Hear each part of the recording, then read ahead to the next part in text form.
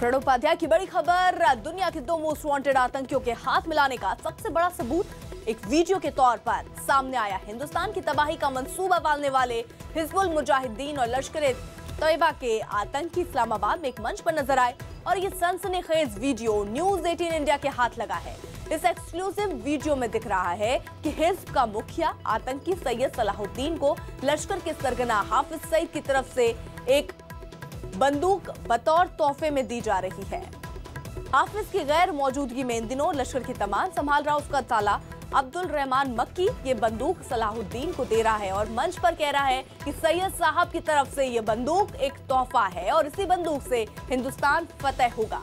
पाकिस्तान मुस्लिम league Nawaz के नेता जफर अली शाह भी इस मौके पर मौजूद थे, जिससे ये साबित होता है कि नवाज सरकार की मंजूरी से पाकिस्तान की जमीन पर आतंकवाद पनप रहा है। आपको बता दें कि अमेरिका ने सलाहुद्दीन को अंतर्राष्ट्रीय आतंकवादी घोषित कर रखा है।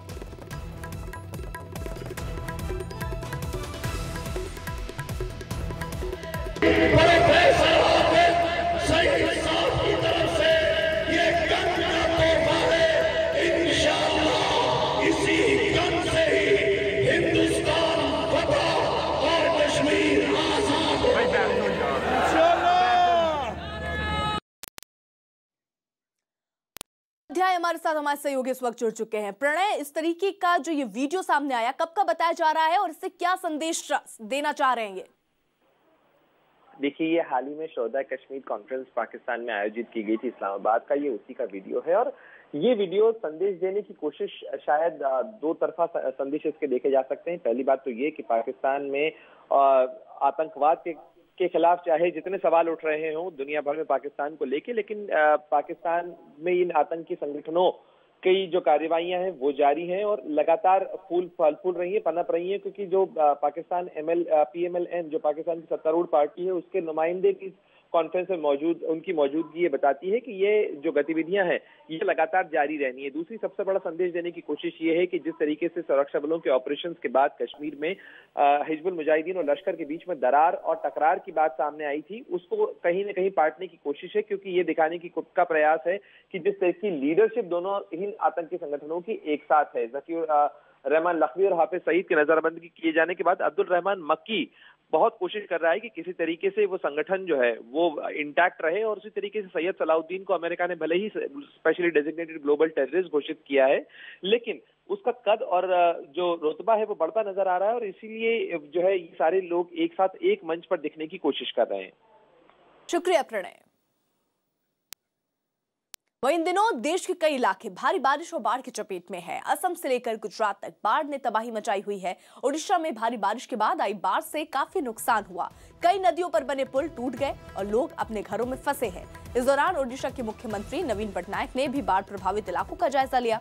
इसके अलावा गुजरात में भी बाढ़ से काफी नुकसान हुआ। गुजरात के अलग अलग इलाकों में बाढ़ की वजह से अब तक 8 लोगों की मौत हो चुकी है। राजकोट, मोरबी और कच्छ के कई इलाके पूरी तरह से पानी में डूब चुके हैं। वहीं उत्तर भारत के कई इलाकों में भी बारिश मुसीबत बनकर बरस रही है। हिमाचल के चंबा में भारी बारिश की वजह से एक मकान ढह गया। गनीमत ये रही कि उस वक्त मकान के अंदर कोई मौजूद नहीं था। शिवसेना के मुख्य पत्र सामना में एनडीए के राष्ट्रपति पद के उम्मीदवार रामनाथ कोविंद की तारीफ करते हुए उन्हें शुभकामनाएं दी। साथ ही सामना में लिखा गया कि रामनाथ कोविंद सभ्य और सीधे हैं, इसलिए बार बार उनकी जाति की बात को उठाना ठीक नहीं है।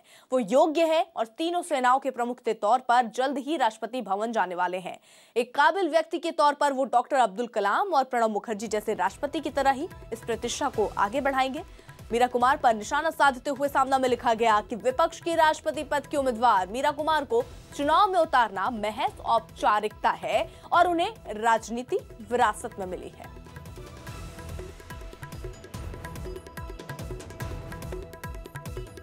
तो राष्ट्रपति पद के लिए आज मतदान होगा। राष्ट्रपति पद के लिए आज सुबह 10 बजे से संसद समेत राज्य की विधानसभा में शाम 5 बजे तक मतदान होगा।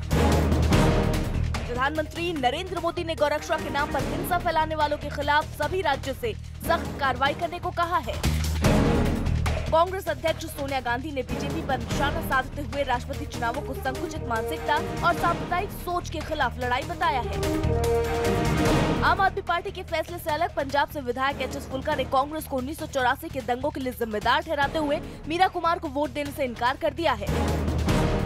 आज से संसद का मॉनसून सत्र शुरू हो रहा है, जिसमें कांग्रेस ने चीन और कश्मीर मुद्दे पर चर्चा की मांग की है।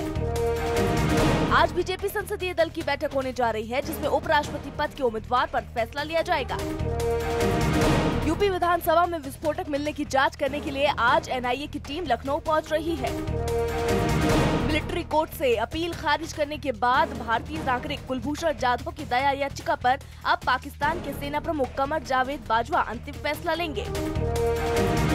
स्विट्जरलैंड के रॉजर फेडरर ने क्रोएशिया के मारिन सिलिची को हराकर 8 बार विंबलडन जीतने का रिकॉर्ड बनाया है।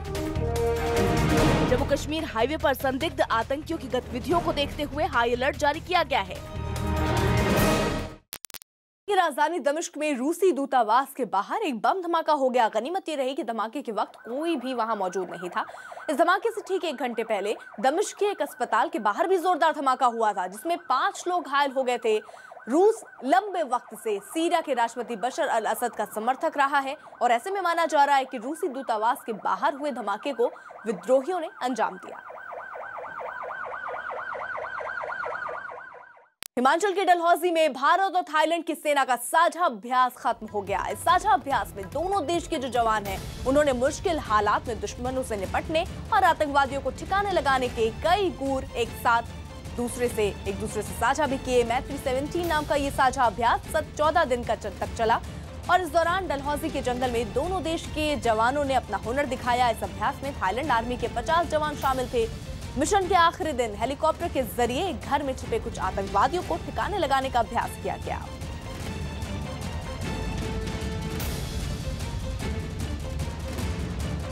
ये जो एक साथ काम करने का जो माहौल बनता है, वो हम इंटरनेशनल एनवायरनमेंट में हो सकता है कि दोनों आर्मीज एक साथ काम करें।